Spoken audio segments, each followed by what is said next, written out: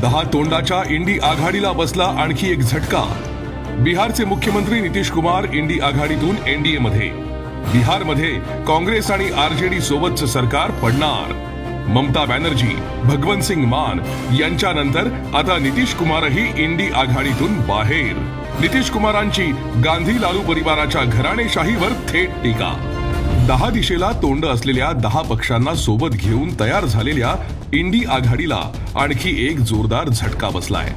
कारण इंडी आघाडीतून आतापर्यंत पश्चिम बंगालच्या ममता बॅनर्जी आणि पंजाबचे भगवंत सिंग मान असे 2 मुख्यमंत्री बाहेर पडल्यानंतर आता बिहारचे मुख्यमंत्री नितीश कुमार हे देखील इंडी आघाडीतून बाहेर पडून एनडीए मध्ये सहभागी होत आहेत। काँग्रेसचे पप्पू राहुल गांधी सध्या न्याय यात्रेनिमित्त उत्तर आणि ईशान्येकडच्या काही राज्यांमध्ये फिरतायत।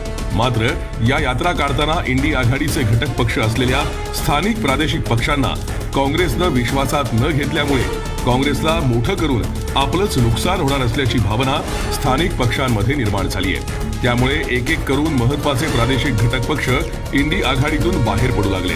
बिहारमध्ये सध्या नितीश कुमारांची जेडीयू, लालू प्रसाद यादव यांची आरजेडी आणि काँग्रेस यांचं एकत्रित सरकार आहे। या सरकारमध्ये नितीश कुमार मुख्यमंत्री तर लालू प्रसाद यादव यांचा मुलगा तेजस्वी यादव उपमुख्यमंत्री आहेत। मात्र गेल्या काही दिवसांपासून या सरकारमध्ये अंतर्गत धुसफूस सुरू आहे। ही धुसफूस माजी मुख्यमंत्री दिवंगत कर्पूरी ठाकूर यांना भारतरत्न जाहीर झाल्यानंतर उघडपणे समोर आली। कारण या पुरस्काराचं श्रेय तिन्ही सत्ताधारी पक्षांनी घेण्याचा प्रयत्न केला। त्यामुळे नितीश कुमार यांनी कर्पूरी ठाकूर यांच्या स्मरणार्थ आयोजित कार्यक्रमात थेट घराणेशाहीवरच टीका केली। त्यांची ही टीका काँग्रेस आणि लालू प्रसाद यादव यांच्यासाठी असल्याचं ध्वनित झालं आणि लगेचच लालू प्रसाद यादव यांच्या मुलीनं नितीश कुमार यांच्यावर एक्स वरून टीका केली।